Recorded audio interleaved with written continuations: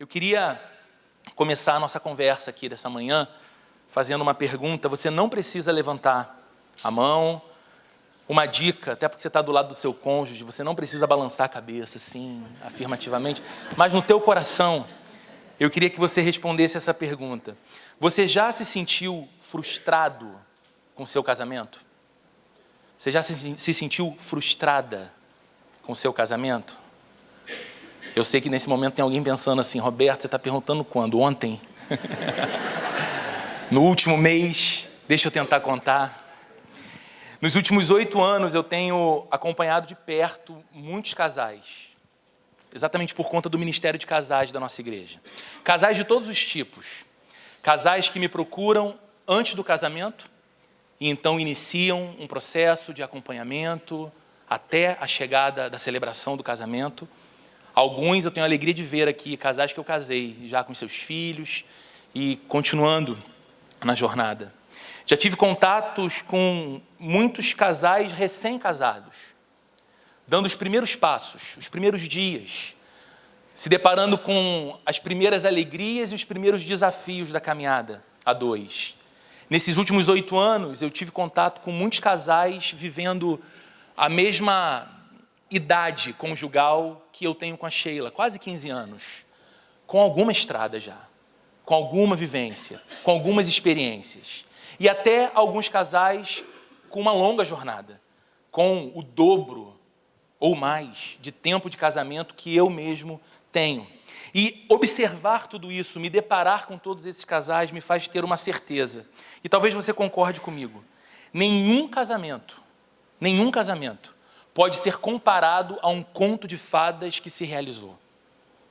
Sabe, aqueles filmes ou os desenhos da Disney que as meninas gostavam mais de assistir no passado, então imaginavam aquele casamento real, o príncipe, ela a eterna princesa, e uma vida constantemente maravilhosa, sem percalços, sem dificuldade. Por mais que você seja uma pessoa muito persistente, por mais que você seja uma pessoa muito autoconfiante, sabe, aquele tipo de gente que quando escuta alguém falar, isso, amigo, é impossível, você se vale daquela máxima, não sabendo que era impossível, foi lá e fez. No caso do casamento, se você idealizou um casamento de conto de fadas, você pode até fazer da frase outra. Não sabendo que era impossível, foi lá e soube. Você descobriu que esse negócio de um casamento absolutamente perfeito não é real. Casamentos reais têm os seus desafios. O casamento muitas vezes nos coloca diante de uma gangorra de emoções e de sentimentos. O casamento é uma bênção. Inevitavelmente, nós precisamos afirmar, o casamento é uma bênção. Temos essa experiência no nosso próprio casamento. Podemos agradecer a Deus pelos nossos casamentos. Podemos desfrutar das bênçãos de Deus na realidade conjugal. Mas, por vezes, o casamento pode ser um problema. O casamento pode atravessar problemas. O casamento pode ter em mim um problema. Então ele é uma bênção, mas ele também pode ser um problema. Há épocas em que o casamento parece uma fonte de felicidade. Meu Deus, como me faz bem essa relação. Que alegria é estar com ela. Que deleite é estar com ele. Como a gente está feliz, como a gente está bem, como as coisas fluem bem na nossa vida. Mas há também momentos em que o casamento parece um enigma, sem solução. Um labirinto que deixa a gente perdido, a gente não sabe para onde olhar, o que falar, o que fazer. Parece que entramos num beco que não conseguimos sair dele mais na vida conjugal.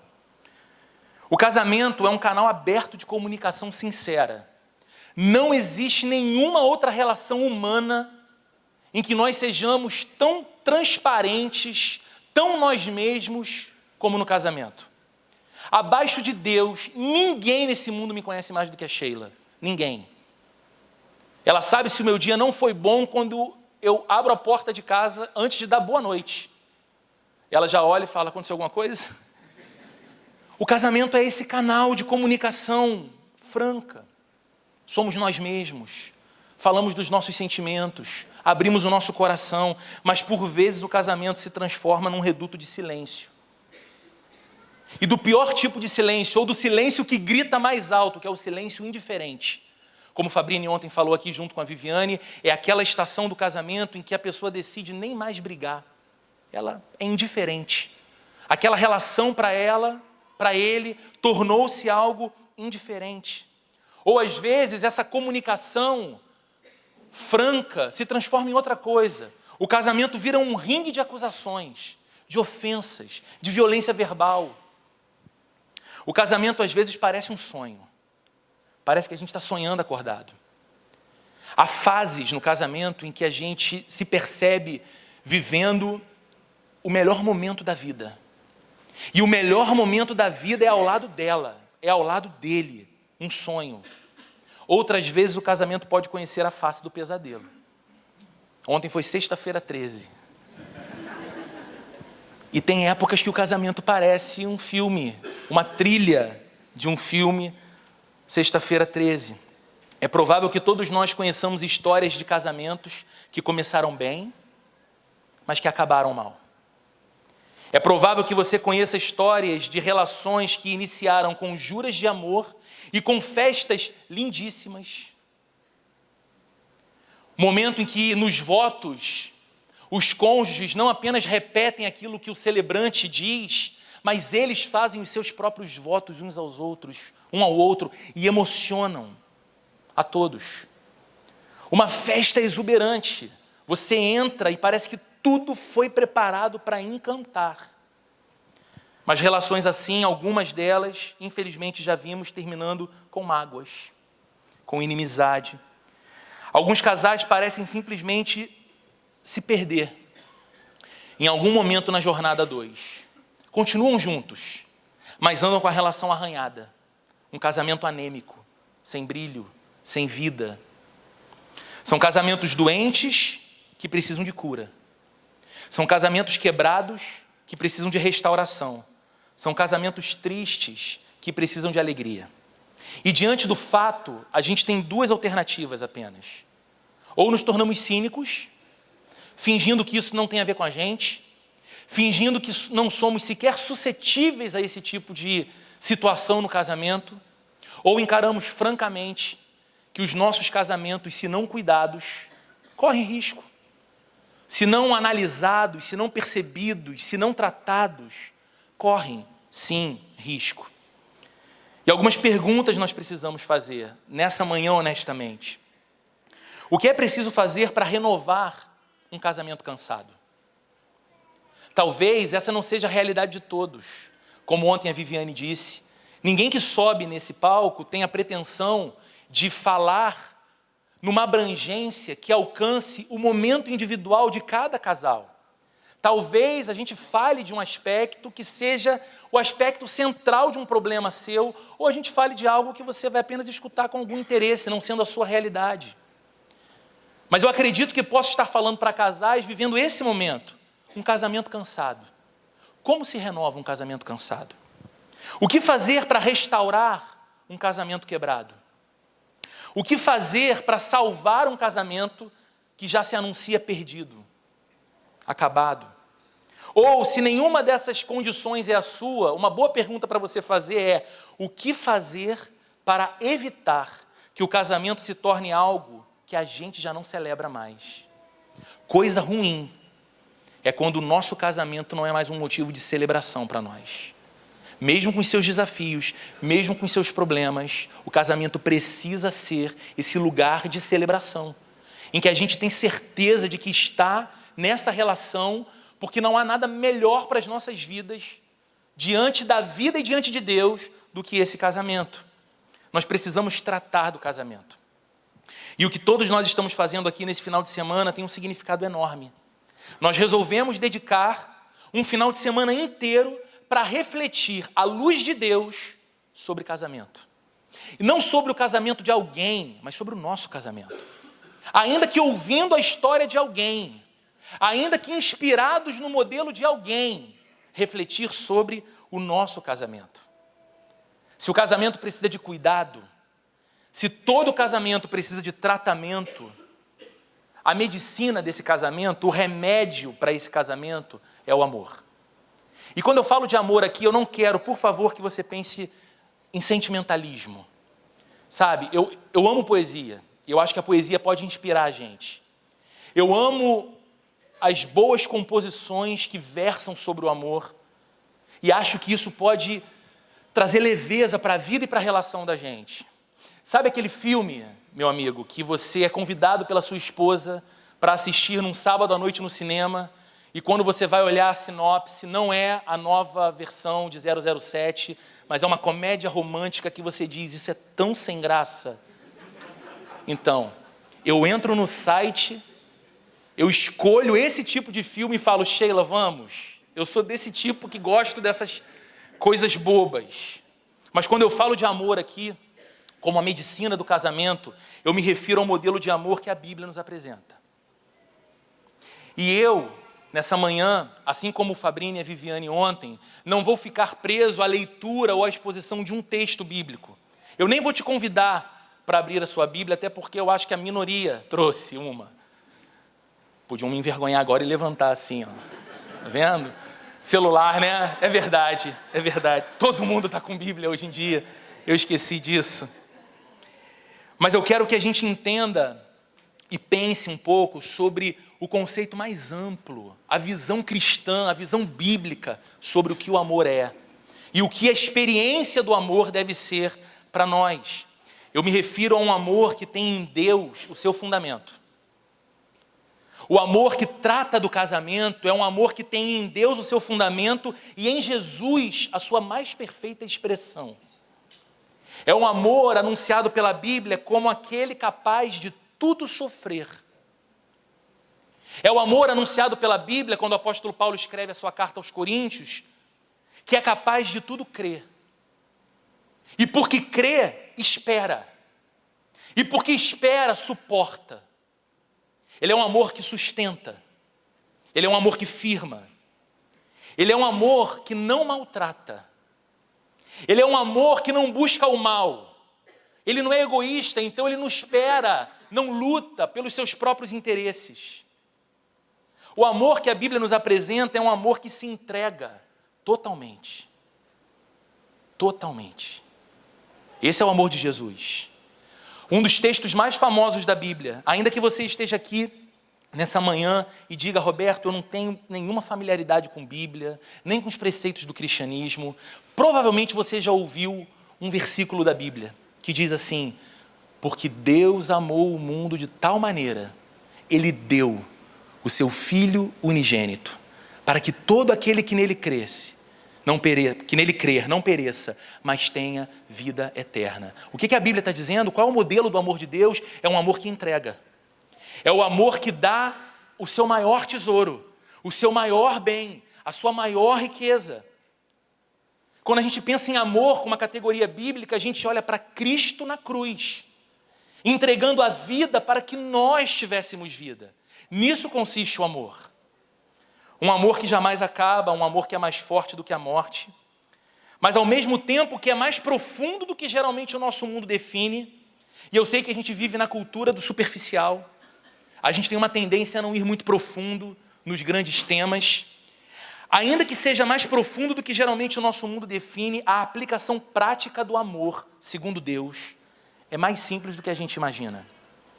Então eu queria, de modo objetivo, tentar responder a seguinte pergunta: como nós conseguimos demonstrar esse amor? Como nós conseguimos demonstrar o amor que a Bíblia chama de amor e que Deus nos convida a viver na realidade do casamento para o cônjuge? Como a gente consegue expressar esse amor no casamento? Quando o apóstolo Paulo escreve aos Efésios, no capítulo 5, ele diz assim: sejam, portanto, imitadores de Deus como filhos amados e andem em amor, assim como Cristo amou vocês e a si mesmo se entregou por vós. Qual é o convite da fé cristã a todos nós? Nós precisamos viver a vida que Deus vive. A vida de Deus é uma vida de amor. E o modelo do amor é o modelo de Cristo. É o modelo da entrega.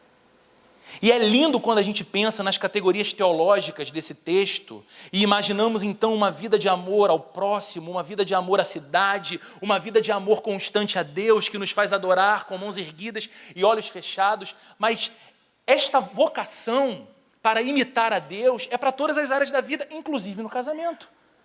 Então nós podemos ouvir Paulo falando hoje: sejam imitadores de Deus e vivam em amor no casamento de vocês. Como devemos demonstrar esse amor pelo cônjuge? Eu quero apresentar 3 respostas hoje. Como foi dito bem ontem pela Viviane, talvez essa resposta bata na trave de algo que você está vivendo hoje, ou passe longe. Mas eu creio que Deus é capaz de conduzir seu coração a enxergar aquilo que de fato você deve perceber e aplicar em sua vida. Então, em primeiro lugar, você demonstra amor, ou você demonstra que ama, quando você declara o seu amor. É isso mesmo. Você demonstra que ama quando você é capaz de constantemente declarar o seu amor. O amor não é só um sentimento. E a Bíblia ensina isso pra gente. O amor não é só um sentimento que a gente guarda, que a gente armazena, que a gente não consegue nem definir. O amor é uma atitude que precisa ser demonstrada através de atos concretos, e o amor é uma declaração que precisa ser pronunciada com os lábios. Nós precisamos falar do amor que temos pelo outro, pelo cônjuge. Quem ama, declara que ama.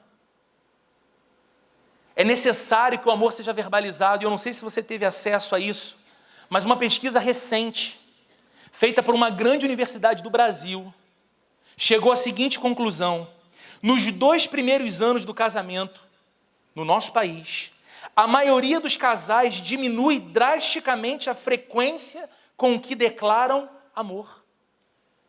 Logo nos primeiros 2 anos. Sabe aquele casal apaixonado? Aquele casal que passeia na orla, à luz do luar, e a esposa apaixonada fala da lua, e o marido diz para ela: se eu pudesse, meu bem, eu te daria essa lua. Sabe, ela vai para um jardim, para um gramado, deita, olha para a lua. Já contaram essa história alguma vez, né? Meu amor, que bola prateada mais linda é aquela do céu. E o marido romântico, conquistador, responde: minha vida, aquela é a lua. Ela ilumina o amor dos apaixonados. E eles se beijam apaixonadamente. Passa 2 anos, de acordo com essa pesquisa. Eles voltam para o mesmo lugar e a mulher faz a mesma pergunta: meu amor, que bola prateada é aquela no céu? E ele responde: mulher, você está ficando ignorante mesmo, você não consegue mais reparar a lua. Perdeu o romance. Nós temos a tendência de pensar que isso é pouco importante. A gente tem a tendência de pensar que declarar amor é desnecessário. Deixa eu contar uma história pessoal. Eu me lembro quando aos 8 anos de idade eu tomei uma decisão na minha vida. A decisão de que os meus filhos ouviriam regularmente da minha boca a respeito do meu amor por eles. Por quê? Porque eu fui criado por um pai, um grande amigo e um grande pai, mas que por força da sua criação sempre teve muita dificuldade de demonstrar sentimentos. Nunca disse: eu te amo. Para mim, para minha irmã, para minha mãe. Ele não declara essas coisas. Até hoje, é turrão, é durão mesmo. E eu lembro de criança admirar os meus amigos do colégio que brincavam com o pai, e o pai falava: vem cá, amor do pai. 8 anos de idade. E eu disse: um dia eu vou casar. Eu vou ter filhos. E os meus filhos vão ouvir o tempo todo essa baboseira: papai te ama. E lá em casa é assim. É doce em excesso. O tempo todo. A gente pode julgar desnecessário. Mas a pessoa que precisa receber a comunicação do nosso amor precisa ouvir isso. É uma declaração poderosa. Transmite segurança ao cônjuge. Quando você consistentemente declara o seu amor, você comunica segurança ao seu cônjuge a respeito do teu sentimento. Comunica ao cônjuge que ele é admirado por nós. Afinal de contas, você só ama aquilo que você admira ou quem você admira. Eu tenho o pai de um grande amigo meu que está aqui, que ele costuma dizer isso. A coisa mais importante do amor é a admiração, do casamento é a admiração. Quando o cônjuge perde a capacidade de admirar o outro, esse casamento está em ruína. E quando você expressa o seu amor, não apenas através dessa frase básica, eu te amo, mas através de reconhecimento de virtudes e valores do seu cônjuge. Meu amor, eu amo como você cuida dos nossos filhos. Meu amor, eu amo como você é zeloso com as nossas contas. Meu amor, eu amo como você se cuida, como você se arruma. Eu amo seu perfume. São coisas que parecem pequenas, mas que são poderosas para a relação, poderosas para o casamento. Não é suficiente você dizer, mas eu falo para todo mundo que eu amo meu cônjuge, e não falar para ela, não falar para ele, de modo regular e de modo sincero. Não é suficiente você reconhecer o valor e as virtudes do seu cônjuge para terceiros. Olha, não, meu marido, ele é impressionante, é ótimo, é um ótimo pai. Mas dentro de casa, na oportunidade, estando juntos, só vem aos lábios as críticas, aquilo que não está bom, aquilo que é ruim, e não aquilo que eleva o cônjuge e a relação. Amar o cônjuge é honrá-lo. Honrar a esposa, honrar o marido, é distingui-lo dos demais. É distingui-la das demais. É exclusividade. Quando amamos, nós tornamos isso conhecido com palavras. E nós demonstramos isso com atitudes. Você demonstra que ama ao declarar amor. Experimente colocar na sua agenda de tarefas, para iniciar nessa semana, eu vou ser mais cuidadoso, eu vou ser mais cuidadosa em expressar amor ao meu cônjuge. Não apenas dizendo, como eu disse aqui, eu te amo, mas expressando o que você ama nela, o que você ama nele. E você vai ver a diferença que isso vai fazer. Segundo lugar, você demonstra que ama quando reserva o melhor do seu tempo ao cônjuge. Tudo que é importante para você recebe a sua atenção. Tudo que é importante para você recebe o seu investimento. Tudo que é importante para você ganha prioridade do seu tempo. E você vai dizer, eu não tenho tempo para quase nada. Mas isso é importante, você tem tempo. Eu tenho certeza que tem homens aqui se organizando, pensando na agenda do dia, olhando para o relógio, e eles estão dizendo, eu vou dar conta de tudo hoje, vai dar certo. Mas às 5 horas eu estarei na frente de uma televisão vendo o jogo do Flamengo. Algumas mulheres também. Eu tenho um amigo programando, essa semana, comprar o ingresso da final da Libertadores, que vai ser no Chile. Mas o Flamengo nem chegou na final ainda. E eu perguntei, como é que você vai fazer isso? A sua agenda é difícil. Você é um cirurgião ocupado. Não, já pensei em tudo. Falei com a minha esposa. Falei, amor, em novembro a gente vai para o Chile.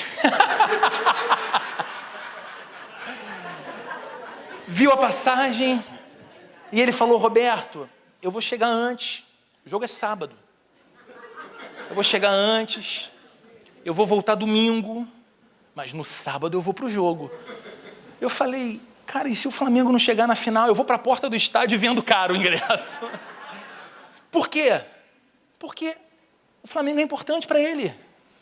É uma prioridade. É um momento de prioridade. A gente faz isso com a educação dos nossos filhos. A gente faz isso com o nosso trabalho. Tudo que é importante ganha o nosso tempo. Ganha a nossa dedicação. Quem ama tem tempo para a pessoa amada. Quem ama tem tempo para a coisa amada. Quem ama gosta de estar perto da pessoa amada. É estranho se o contrário acontece. Eu amo, mas faço de tudo para fugir. Como Fabrini deu exemplo aqui ontem. Eu amo, mas os meus melhores momentos com o meu cônjuge foi em encontros com outras pessoas, com outros amigos. Nossos melhores momentos são sempre quando os filhos estão juntos, quando os meus pais estão juntos, quando os amigos estão juntos. Tem alguma coisa estranha. Quando a gente não consegue priorizar, não consegue procurar por espaços na agenda para um tempo a sós com o cônjuge. Se você quer ter um casamento melhor, eu não estou dizendo que seu casamento é ruim, eu espero que seu casamento esteja ótimo, mas eu acredito que pode melhorar, o meu pode. Se você quer ter um casamento melhor, se você quer ter um casamento mais feliz, se você quer ter um casamento mais inspirador, você precisa separar tempo para estar com seu cônjuge. Você precisa colocar na sua cabeça o seguinte: eu preciso dedicar o meu melhor tempo para ela. Eu preciso dedicar o meu melhor tempo para ele. Vai valer a pena, gente. Vai valer a pena. O resultado disso é muito poderoso. Dê o melhor da sua atenção para a pessoa com quem você um dia firmou uma aliança de amor. E sabe por que eu falo isso? Mais uma vez, vem para a experiência do gabinete pastoral, das conversas entre casais, dos atendimentos. Alguns casais simplesmente desaprendem a namorar. E eu não estou falando de sexo, que é importantíssimo. E que alguns casais colocam até isso numa rotina esquisita programada. Mas eu estou falando de desaprender a namorar, de desaprender a arte do romance, do elogio, da conquista, da sedução. E às vezes já não se incomoda quando vê esse tipo de ambiente na empresa, na rua. Se permite algumas conversas, algumas liberdades, algumas brincadeiras de duplo sentido que não tem com o cônjuge mais em casa. Perderam a beleza de namorar. Não tem mais prazer em momentos simples a sós. A maioria de vocês aqui sabe. No ano passado, eu, a Sheila e as crianças nos mudamos para o Rio, para o Recreio dos Bandeirantes, para iniciar a plantação da Plena no Rio. E a nossa rotina mudou bastante, porque antes os nossos filhos estudavam de tarde, enquanto morávamos em Niterói, a Sheila trabalhava de tarde. E lá no Rio a dinâmica mudou, as crianças entram no colégio às 7 da manhã. Então 6 horas está todo mundo em pé em casa, se arrumando, tomando café, e a gente tenta, quase todos os dias, nem sempre conseguimos, mas quase todos os dias, deixar aquelas bênçãos na escola, dando graças a Deus, soltando fogos. E como a gente está muito perto da praia, há ali no final do recreio, o caminho de quem vai para a prainha, Grumari, um mirante chamado Mirante do Roncador. É um lugar lindo, em que você vê o mar quebrando nas pedras e a orla do Recreio e Barra da Tijuca, toda. Reserva e Barra da Tijuca, toda. E a gente gosta de ir para lá, olhar, tirar foto, que a gente não publica, guarda para a gente, conversar um pouco. Às vezes é depois de uma caminhada, às vezes é antes de uma caminhada. E aquilo ali é um momento singelo, que a gente não gasta dinheiro, que a gente não gasta tanto tempo, mas que é importante para nós. A gente fala, esse aqui é um momento só da gente. É o nosso cantinho, é o nosso lugar, a gente gosta de vir aqui. Se você for lá um dia, visite Mirante do Roncador. É mágico. O que eu tenho vivido lá vai influenciar a tua vida, tenho certeza. Se tiver ruim em casa, pega o seu cônjuge e fala, vamos para o Roncador, que o pastor Roberto disse que vai ser bacana. Mas casais perdem isso. Não andam de mãos dadas. Andam na rua, cada um vai, o marido vai na frente e a mulher vai atrás, porque ela tem a perna muito pequena. Você é muito lenta. Então, vai perdendo, vai descuidando da singeleza, do gracejo, do respeito, da educação. Terceiro, então, só recapitulando, você demonstra que ama quando declara amar. Você demonstra que ama quando dedica tempo para a pessoa amada. E você demonstra que ama quando procura todos os meios legítimos para agradar. E talvez esse seja um dos grandes desafios para os casais do nosso tempo. Porque nós vivemos na era do individualismo egoísta. A gente é formatado, somos moldados pela ambição de encontrar felicidade e encontrar prazer na vida. E nós acreditamos que as pessoas são matéria-prima da nossa felicidade.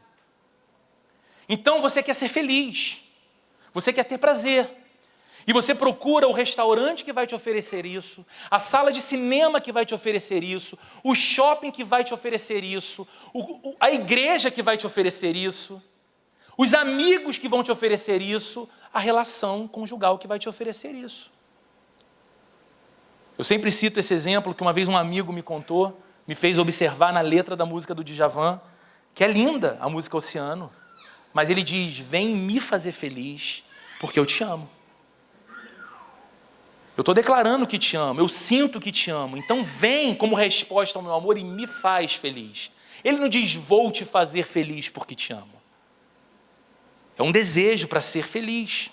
Gente assim quer ser feliz, mas geralmente não pensa em fazer o outro feliz.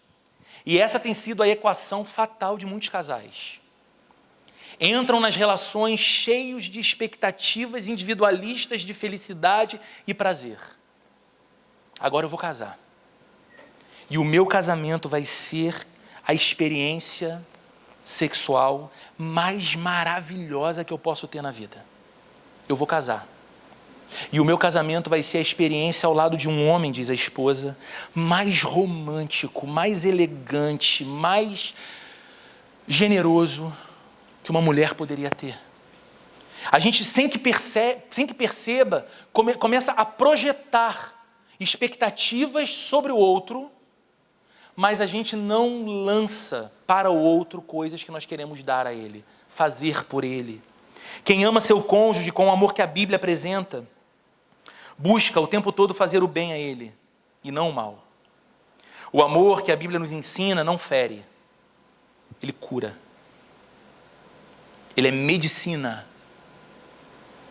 O amor que a Bíblia nos ensina não agride, ele consola.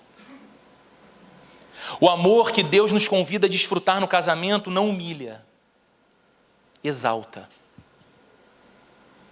E é uma covardia quando você não consegue mais perceber que algumas palavras que você dirige ao cônjuge, seja ao seu marido, seja à sua esposa, são terrivelmente humilhantes. Às vezes você é perdoado, você é perdoada, sinceramente perdoado e perdoada. Mas aquilo que foi dito construiu uma casa dentro do cônjuge. É difícil abandonar, é difícil esquecer, é difícil não lembrar daquela humilhação. O amor que a Bíblia nos ensina a cultivar no casamento, ele não subtrai, ele soma, ele não diminui, ele acrescenta. O amor que Deus quer que a gente viva no casamento não explora, ele investe. Ele investe. O amor é mais evidenciado com atitudes nobres do que com palavras bonitas, elaboradas, pomposas. O amor não se contenta apenas em dizer, ele quer demonstrar. É por isso que quando amamos, e quando amamos com o amor de Deus, nós queremos fazer da pessoa amada alguém feliz. Nós buscamos todos os meios legítimos para agradar, para tirar do rosto um sorriso, para tirar do coração um sentimento bom, para lançar na alma uma alegria. Quem ama procura agradar a pessoa amada.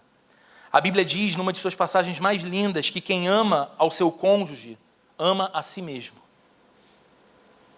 É bonito isso. É essa ideia tão poderosa que ontem Fabrício e Viviane trouxeram aqui, de que o casamento é a união de duas pessoas que se tornam uma só carne, uma coisa só. Quem ama o cônjuge, ama a si mesmo. E esse padrão de amor vai muito além do mero amor romântico. É o amor de Deus derramado sobre os corações de homens e mulheres que querem a vida que Deus lhes propõe. E essa talvez seja a grande decisão que a gente tem que tomar, pegando carona na palestra de ontem, nesse final de semana. A decisão se queremos sair daqui assumindo a vida que Deus nos propõe, a vida que Deus nos oferece nele mesmo. Percebe? Deus não está lançando sobre os seus ombros um fardo insuportável de você carregar numa nova realidade de casamento. Deus está te oferecendo uma vida muito mais viável quando pautada no amor dele. Deus está oferecendo a mim e a você uma bússola para que o nosso casamento não seja mais esse labirinto onde muitas vezes a gente não sabe o que fazer, nem a quem recorrer. Deus está nos oferecendo um padrão elevado e consistente de amor que nós podemos, pela graça dele, expressar no casamento. E a partir do casamento, aos filhos. E a partir da vida familiar, à sociedade. Uma sociedade que você concorda comigo quando assiste televisão, que necessita urgentemente de mais amor. Isso começa em Deus. Atinge a nossa casa primeiro. Não adianta você querer ganhar o mundo inteiro, evangelizar o mundo inteiro, amar o mundo inteiro com o amor que vem do céu e não amar o seu cônjuge. Começa no mais fácil. Começa no que está do lado. Hoje Deus desafia a você e a mim a amarmos o nosso cônjuge com esse amor maiúsculo, com esse amor superlativo. E eu repito, isso envolve decisão. Você pode sair daqui amanhã dizendo, final de semana incrível, hotel ótimo, bons momentos com o cônjuge, bons momentos com amigos, boas palestras. Isso é só isso, boas palestras. Segunda-feira você volta para a sua rotina e volta para o seu piloto automático, para conduzir sua vida, conduzir seu casamento. Ou você pode, nesse momento, enquanto estamos aqui, pensar, se isso é verdade, se isso é possível, se eu não estou ouvindo um discurso de alguém que se pretende colocar como um professor infalível, mas eu estou ouvindo o discurso de um outro ser humano, falho como eu, que precisa de um casamento melhor, mais feliz, mais seguro como eu preciso. E o que foi dito ali não foi o conselho de um especialista sobre vida conjugal, mas foram palavras amparadas na sabedoria milenar da Bíblia. Se estas coisas têm nutrido e alimentado casais ao longo dos milênios, de verdade, a pergunta que você deve se fazer é, será que isso não pode realmente mudar meu casamento? Se ele está ferido, trazendo cura para ele. Se ele está quebrado, trazendo restauração. Se ele se anuncia perdido, salvando esse casamento. Ou então olhando para todos esses perigos, mas dizendo, eu não quero chegar no limite desse precipício. Eu vou tratar agora. Eu vou cuidar já. Eu vou aplicar estas coisas já. O que você tem a perder? O que vocês têm a perder como casal, se aplicarem o coração de vocês nesse caminho? Dessa forma, nós teremos condições de tratar de casamentos adoecidos.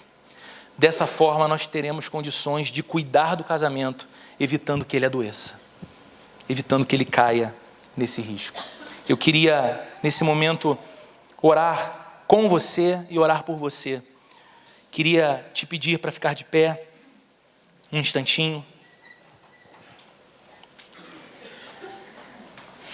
Eu sei que muita coisa que é dita tem o poder de incomodar a gente. Eu estou indo para 15 anos de casamento. E eu cheguei na Plena, eu tinha 6 meses de casamento. E logo no meu primeiro ano na Plena, eu participei do primeiro retiro de casais, quando a gente chegou na igreja.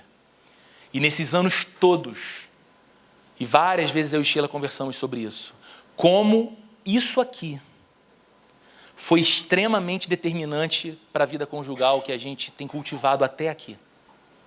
Como a sabedoria, não apenas das palestras. Acredite, há muita sabedoria na mesa de café, almoço e jantar. Nas conversas sinceras que são travadas na beira da piscina. Há muita sabedoria na comunidade da fé, na igreja de Jesus.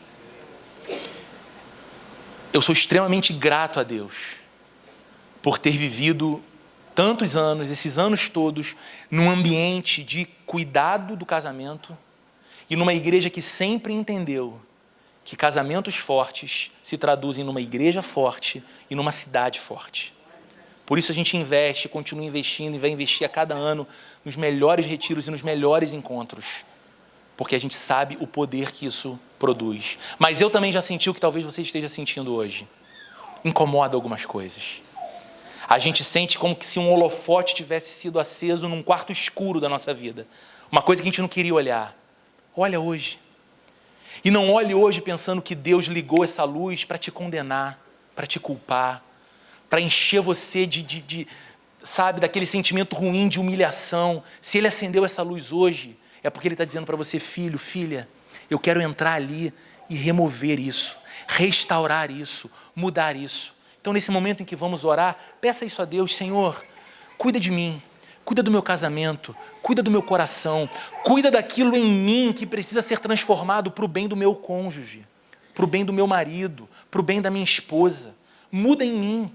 Faz de mim alguém mais determinado, mais determinada a buscar todos os meios de agradá-lo e fazê-lo feliz, a declarar o amor constantemente, a ter tempo, bom tempo de qualidade, a sós com o meu cônjuge. Vamos orar por isso hoje. Senhor querido, obrigado por essa manhã, obrigado pelos louvores tão maravilhosos que entoamos aqui, louvores que quebrantam o nosso coração diante da Tua presença, nos fazem ter essa certeza de que estamos diante da Tua glória, Senhor, da Tua santidade, da Tua beleza, do Teu esplendor. Obrigado, Deus, por essa manhã ao lado do nosso cônjuge e ao lado de tantos amigos queridos. E obrigado, Deus, por essa palestra que nos permite considerar aspectos ao mesmo tempo tão simples e tão centrais na nossa vida a dois. Eu oro, Deus, pelos casais que estão aqui e que só Tu sabes como chegaram nesse retiro. Em que estação se encontra o casamento? Em que esperança eles se amparam ou em que desânimo eles se encontram? Deus bendito, por obra do Teu Espírito Santo que está entre nós, eu Te peço, Deus, que nesse final de semana o Senhor promova restauração, o Senhor promova cura, o Senhor promova livramento sobre casamentos que se anunciam enfermos. E que para a glória do Teu nome nós possamos voltar para as nossas casas mais determinados, mais determinadas a fazer do nosso casamento a melhor escolha da nossa vida. A fazer do nosso casamento aquilo que de mais precioso nós temos na vida, porque nos foi oferecido por Ti como dádiva e pode em Ti ser nutrido, alimentado, cuidado, fortalecido, se tornar inspirador e uma inspiração de fato para muitos outros. Oramos assim, em nome de Jesus, para a glória de Jesus. Amém e amém. Você pode sentar, por favor?